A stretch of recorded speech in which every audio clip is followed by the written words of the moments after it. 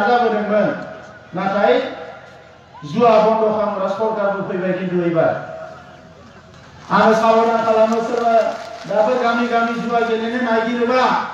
लामाफ्राव मोनबाय खिन्थु थिखांना लांगोन पुलिसनि गारियाव मिथिबाय दा ओंखायनो जुवाफ्रा बन्द जाबोनाया मोजां दा आं बुंदों मा जे खोमसिखौ रायनायनिफ्राय गाज्रिखौ रायनायनिफ्राय जोङो मा खालामनांगोन खोमसियाव जुदि केन्डेल मोनसे सावना होयोबा बेयाव स्रां जायो दा जोंहाबो दिनै जोंनि हारिनि सोरगिदिं जों जुदि खोमसि नुदोंबा आन्दायनाय बायदि नुबायब्ला दावगानो हाया बायदि मोनदोंब्ला जोङो गियाननि आलारि बाथिखौ सावनांगोन आरो गियाननि आलारि बाथिखौ अब्लासो सावनो हागोन जेब्ला साफ्रोमबो जोंनि सुबुङा लेखा गोरों जागोन रोंखा राखा जागोन अब्लासो खोमसिया जोंनिफ्राय गोजान लांगोन जायखारलांगोन दिनै बे खोमसिनि थाखायनो थांनाय 30 बोसोराव बिग्रायखांनायनि जांख्रिखांनायनि नामाव गावबा गाव बिदा फंबाय बुथारलायदों गावजों गाव न' सावलायलायदों गावजों गाव नायलायलायनो हायैनि मोनसे थासारि फैदों राजखान्थियावनो जा समाजावनो जा धोरोमावनो जा जेरावबो बेले बेजे नुजादों दा बिनि गुबै जाहोनानो जाबाय जोङो नांगौ बायदि गियानखौ जों बुथुमनानै लानो हायाखै जोंनि हारियाल' नङा राजखान्थियाव मालाय हारियाबो मोननै मोनथाम राजखान्थि हान्जायाव दङ दिनै असमिया मानसिफ्राबो दङ एजिपियाव दङ बिजेपियाव दङ कंग्रेसाव दङ बिथांमोना बुलायलायाखै जोंनिया बुलायलायो धोरोमा जोंनिया ब्रह्म बाथौ ख्रिस्टियान ठाकुर जेरावबो दङ जोंनियाबो बिथांमोननियाबो दङ जेरावबो जोंनिया जेरैबायदि नारा नाथा जायो एखनबा बिथांमोननिया जाया बे गासैबो गेना गोरोन्थि एना एनि जानायनि गुबै जाहोनानो जाबाय जोङो नांगौ बायदि गियान सोरजिनानै लानो हायाखै दा ओंखायनो नैबे 21st सेन्चुरियाव जोंनि हारिनि मावनांगौ खामानिया गुबैसिन खामानियानो आं सानो जे जोङो सोलोंथाइ लानाय आरो गियान लानाय दिनै सोलोंथाइया स्कुल कलेजनि लेखा फरायनायावल' जोबनानै थाङाखै बेयावनो जोबथा जायाखै बिनिख्रुइ बियन गोबां गोजानाव सहैबाय सोलोंथाइया नैबे समाव खिन्थु जोङो सोरबा LP school ME school high स्कुलाव फरायनायजोंनो आङो लेखा गोरों जाबाय होनना बुंबा बे जानाय नङा खिन्थु बे जुगा साइन्सनि जुग होनना बुंदोंमोन दा साइन्सनिफ्राय बारनानै आरोबाव साइन्सआबो दंखायोनो डिजिटेल जुग जाबावबाय कम्पिउटार नङाबा रावबो सोलिनो हाला जोंहा दिनै गासिबो इन्टारनेटजोंसो सोलिग्रा जाबाय कम्पिउटारजोंसो सोलिग्रा जाबाय दा बे समाव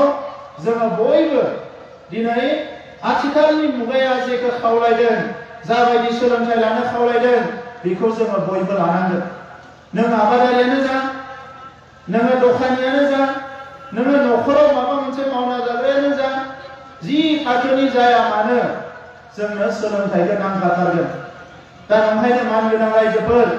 बड'फा उपेन्द्रनाथ ब्रह्मआ बुंलांदों बर' हारिया गेरेमसा हारि जानांगौ गेरेमसा हारि गेदेमा हारि जानांगौबा फिसा फिसौ माखासे आखुथायफोरखौ जोङो गारनांसिगोन जाय आखुथाया जोंनि हारिखौ उनथिंसो बोबथाबाय थायो बेबायदि आखुथाय बेबायदि केरेक्टारिस्टिक्सफोरखौ जोंहा चेन्ज खालामनायनि सम फैबाय दा बेखौ नोंथांमोनाबो मिथिगौ न'खर गंसेयाव मा मा जेंना दङ जोंहा माइरं गैया न' बां गैया थाखा फैसा गैया बेफोर जेंनानि थाखाय सानफ्रोमबो जुजिगासिनो दङ जोङो बिनि अनगायै मा जेंना दंबावो जाय जोंनि न'खरखौ जौगानायाव हेंथा होदों बै जेंनाफोरखौ खिन्थु जोङो बोस्रांनांगोन बै जेंनाफोरखौ बोस्रांनांगोन आरो बिनि थाखाय जानजि खाफ्रानांगोन जोङो मोनसे माहारि हिसाबै थांना थानो थांनाय 50 बोसोराव गोबां सुबुङा थैबाय जिउ गारबाय आरो दिनै नाजायैनो हारिया नैबे अबस्थायाव फैबाय आरो दा जोङो हारि हिसाबै थैनायनि खोथा गैला जोङो गोजौथिंसो थांनांगोन जोंनि हारिनि मानसिफोरनि कनफिडेन्सनि जे लेभेल बियो गुबुन हारिफोरनिख्रुइ जथेस्थ गोजौआव फैबाय नाथाय बेफोर मोनसे साइन्टिफिक टेम्पारमेन्टजों गोनोखोआरि मोनसे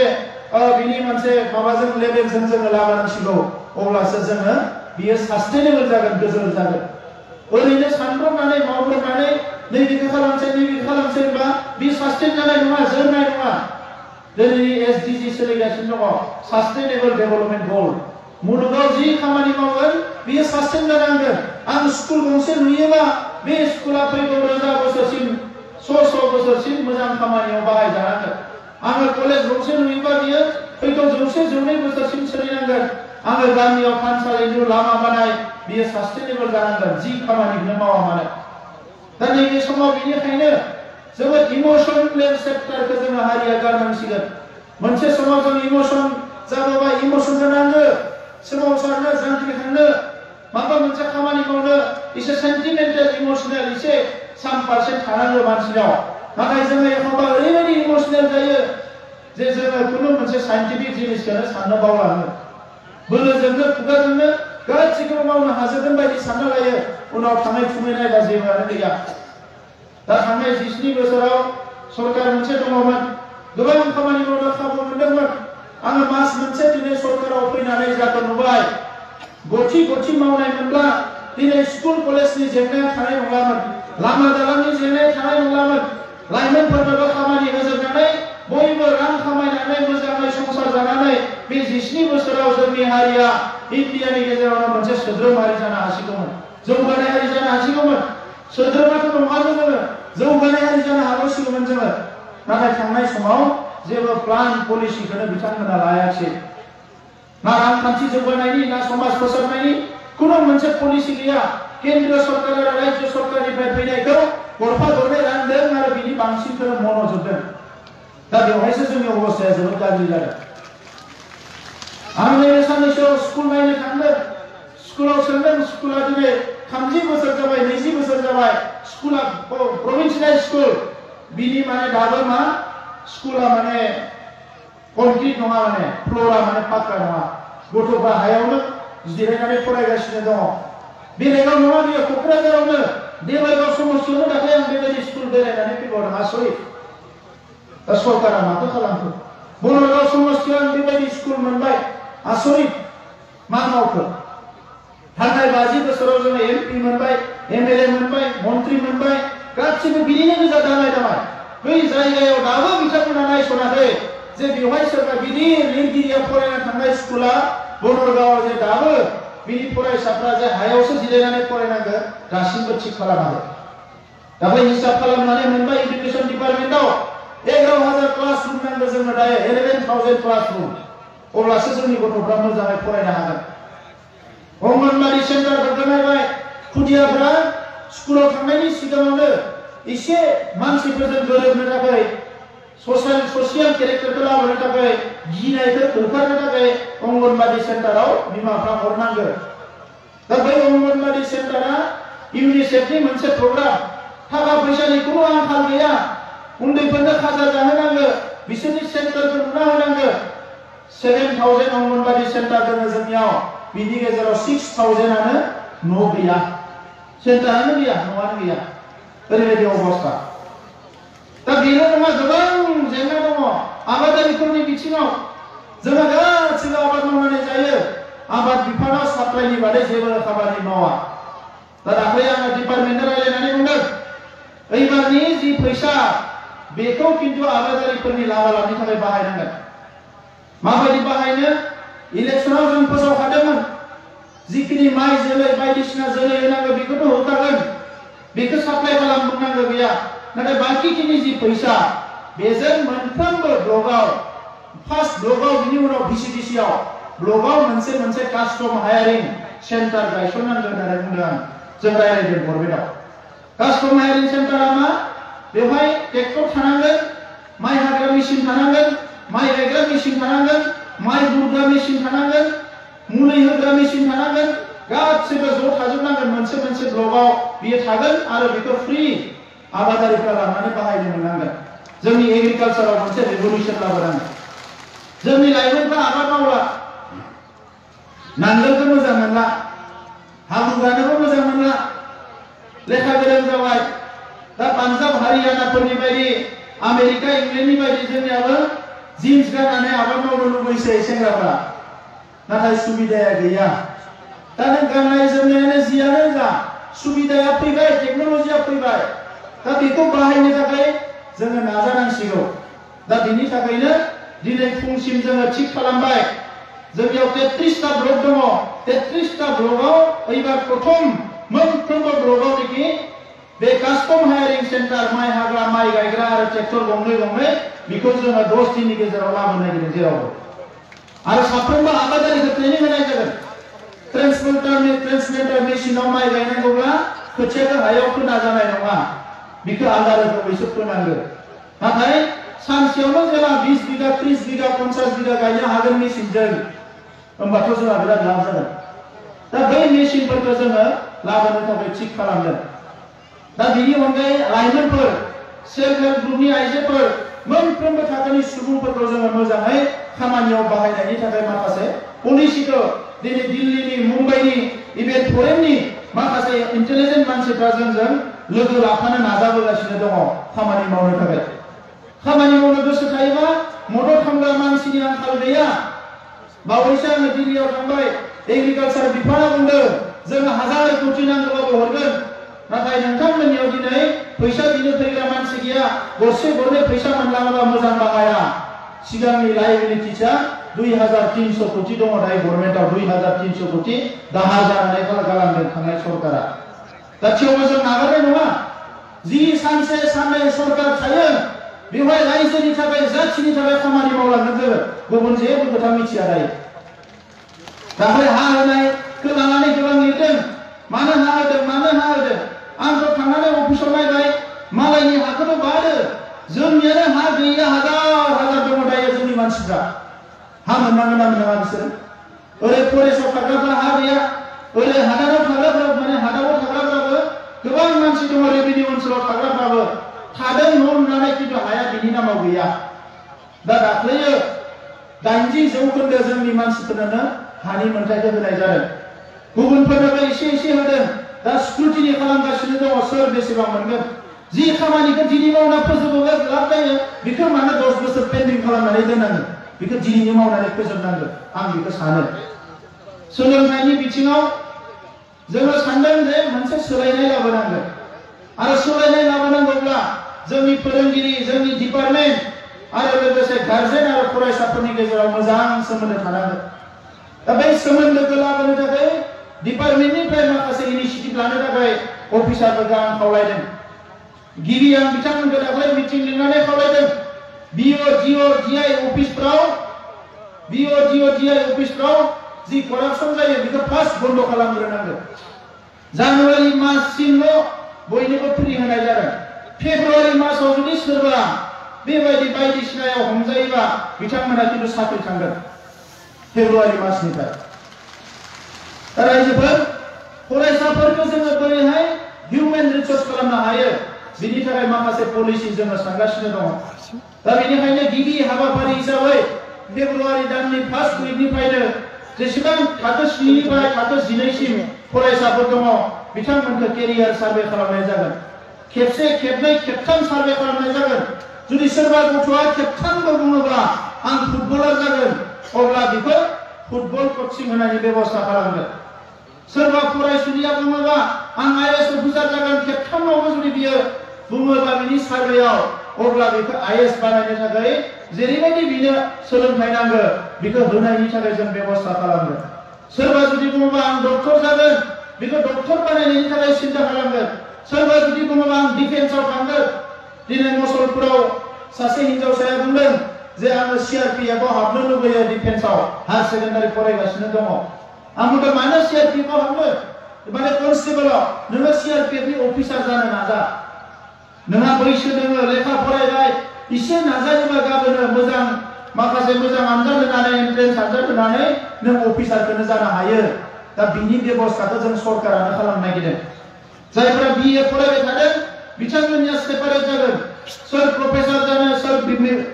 बेंकआव साख्रि मावगोन सोर रेलवेआव मावगोन सोर स्टाफ सिलेक्शनाव मावगोन सोर इन्सपेक्टर जागोन गासैखौबो सार्भे खालामजोबनानै एकर्डिंलि बयनिबो थाखाय एक्सट्रा कचिंनि बेबस्था खालामना होनाय जागोन नांगौबा 10 कोटि फैसाखौ बेयावनो गारगोन हिउमेन रिसोर्स डेभेलपमेन्टआ जागोन ओरैनो साप्लाइ होयैसो जौ लोंना फोजोबजोब्बाय इडुकेसन डिपार्टमेन्टनि फैसाया 80% साप्लाइ फार्निचार साप्लाइ दा ओंखायनो मानो फार्निचार साप्लाइनो जोंनि गथ'फोरनि नामाव खरस खालामगोन गाबोन बे गथ'फ्रा जुदि आईएएस अफिसार जायोबा डाक्टार इन्जिनियार प्रफेसर मोजां मानसि जायोब्ला बिजनेसमेन जायोब्ला अब्ला जोंहा हारिया जौगागोन दा ओंखायनो रायजोफोर एसे सोलायनाय खामानि मावनो थाखाय जानजि खाफ्रानाय जादों दा नोंथांमोननि अननाय इसोरनि अननाय नांगोन दा आं राजखान्थियाव फैबाय हिसाबै एसे राजखान्थिनि लाइननि खोथाखौ बुंदों नाथाय दुलाराय बर' फरायसा आफादा हारिनि सिनस्रि सोरबा आफादा था दुलाराय बर' फरायसा आफाद थाबानो जों हमनो हागोन कि जोंनि हारिया सेफ जानानै दङ जोंनि हारिया रैखाथि मोननानै दङ दिनै ओरैबायदि मोनसेबो खामानि गैया जेखौ दुलाराय बर' फरायसा आफादा मावालासिनो थानो हायो नांलाय खमलायनिफ्राय हा हुनिफ्राय लानानै जेसेबां जेंना दङ दुलाराय बर' फरायसा आफादा मावनो गोनां जायो आरो मावबोनायखायनो दिनै दुलाराय बर' फरायसा आफादा सारा भारताव मिथिजानाय मोनसे आफाद जाबाय सारा सा सानजा भारताव बयजोंबो मिथिजानाय मोनसे आफाद जाबाय मोनसे गोख्रों आफाद जाबाय जाय आफादखौनोखि दिनै भारतनि नखर मन्त्रि भारतनि गिबि मन्त्रियाबो मोजाङै सिनायग्रा जाबाय बे आफादनि आफादगिरिया सोर नेहाथारिया सोर बे लेभेलाव थांबाय दा ओंखायनो दिनै सोरबाया जुदि सानबावोबा गावबो माबा मोनसे आफादाव दङ दुलाराय बर' फरायसा आफादखौ बयबो टारगेट खालामनानै लायो नन्देस्वर दैमारि लिरगिरि बिथाङा दाख्लै मोनसे लिरबिदां लिरनाय उदालगुरि जिल्ला एबसुनि बे बिसम्बियाव आं नुनो मोनदों जे एबसुखौ बयबो क्रिटिसाइज खालामो एबसुखौ बयबो अरो नाथाय मानो अरो मानो क्रिटिसाइज खालामो मोजाङै सोरबा रावबो बुंनो रोङा प्रफेसारफोरनि खुगायाव एबसुनि हेंथा सोरबा बबेबा जातीय आफादनि खुगायाव एबसुनि हेंथा राजखान्थियावथ' थाखायो जोंहा एबसुनि हेंथा बयनिबो खुगायाव एबसुनि हेंथा माखासे जुक्ति थायो माखासे मानसिनियाव नाथाय बिथांमोना मोजाङै खेंफोरथि होनो हाया मानि थाखाय बिथांमोना एबसुखौ हेंथा खालामो बिथाङा मोजां लिरबिदां मोनसे लिरदों दा ओंखायनो रायजोफोर नाङा फाङा सिन्था नाङा फाङा खामानिफोरखौ ज्राब गारनांगोन जों जौगानायनि खामानि मावनांगोन दा कख्लाबारि ओनसोलाव गोबां हाबा मावनांगौ दङ दै खुरखानाय लामा बानायनाय दालां बानायनाय आरो बेजों लोगोसे आं नोंथांमोननि सिगाङाव खोथा होदोंमोन बे कख्लाबारि फार्मखौ जेरैखि जाया फाहामनांगौ होननानै एग्रिकालचार डिपार्टमेन्टखौ सासे इएमनो होनो गोनां जाबाय नाथाय कख्लाबारि फार्मखौ बिनिफ्राय दानख'नानै आं आंनि आखायावनो लाखिदों बेखौ जेरैखि जाया चेलेन्ज लानानै मोजां खालामनांगौ होननानै कख्लाबारि फार्मखौ एग्रिकालचार डिपार्टमेन्टनिफ्राय दानख'नानै आंनि आखायाव लाखिदों आङो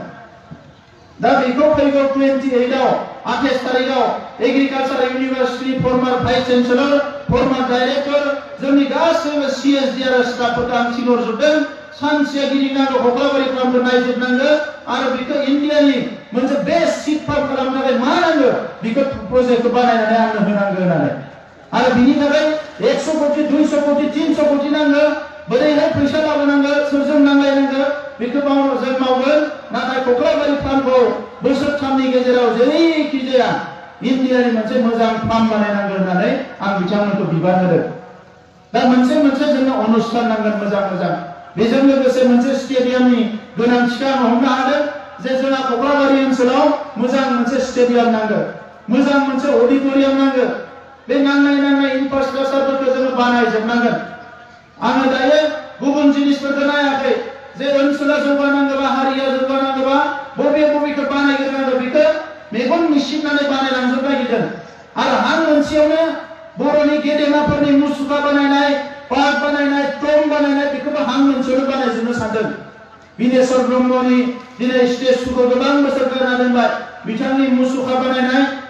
सिलागामनि मुसुखा बानायनाय हरखाब नार्जारिनि मुसुखा बानायनाय बिहुराम बर'नि मुसुखा बानायनाय सरन समरनि मुसुखा बानायनाय जेसेबां जोंनि हिर'फोर हारिनि थाखाय मावलांबाय कनकेश्वर नार्जारिनिफ्राय लानानै बयनिबो मुसुखाफोरखौ गायसनजोबनानै हारियाव जाहाथे मोनसे मेगनजों नुनाय भिजिबल मोनसे चेन्ज लाबोनो हायो बे खामानिखौ मावनानै साख्रिया सानसे थायोना साननै थायो मिथिया रायजोफोर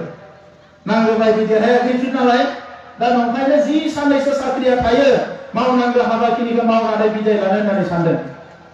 दा जोबथारनायाव नोंथांमोनखौ बयखौबो आं खावलायबाय दुलाराय बर' फरायसा आफादजों अराय जाहाथे लोगो लाफायो आरो एबसुनि दिनै गोदान बिबानगिरि मोनदों आफादगिरि नेहाथारि दा सिनायथि होगोन बिथांमोनजों लोगोसे बाक्सा जिल्लानि गासैबो दख'राखौ खावलायदों आङो सरकारा जोंनियानो नाथाय जोङो बिनि गेजेरजोंनो हारिनि खामानि मावनायनि माखासे एजेन्डाखौ जाहाथे बै समाव मोजाङै मावलाङो हारिया एबसुनि सायाव सोनारो दा एबसुआबो हारिनि सायाव सोनारो अब्ला हारिनि जि जेंनाफोर बेखौ जोङो मोजाङै गहपुरनि जथुम्माया जोबनायनि उनावनो मोजाङै माखासे पलिसिफोरखौ लानानै स्पिडआव खामानि मावलांनांगोन स्कुल कलेज बानायनायखौ बे गासैबो खामानिफोरखौ बोरै मावगोन स्कुल प्रभिन्सियेलाइजेसननि बेबस्था खालामगासिनो दङ 99 मास्टारफोरनि जेंना दङ टेट मास्टारफोरनि जेंना दङ बे गासैखौबो बोस्रांनो थाखाय गभर्नमेन्टआ खामानि मावगोन नाथाय एबसुनि जि बिबान बेखौ जाहाथे एबसुआ मोजाङै बानलाङो आं बेखौ खावलायदों आरो बेवहाय जाहाथे मेंनाय बानाय लायाजासे बाक्सा जिल्लायाव गोबां जेंना दङ बेखौ जाहाथे मोजाङै बानस'लाङो मावलाङो आं बेखौ खावलायदों आरो बेजों लोगोसे जोंनि साखाथि फाखाथि थानाय गासैबो हारिफोरजों सोमोन्दोआ मोजां थानांगोन बे सोमोन्दोखौ मोजां लानानै गोख्रोङै हाबा मावलांगोन आं बेखौनो मिजिं थिलांना फिनानै जोबथारनायाव बयबो रायजो राजानिसिम बयनिसिमबो साबायखर बावनानै आंनि बुंनायखौ बेवहायनो फोजोबबाय आरो लोगोसे दिनैनि मेलखौ आङो बेखेवबाय होननानै फोसावनाय जाबाय गोजोन्थों।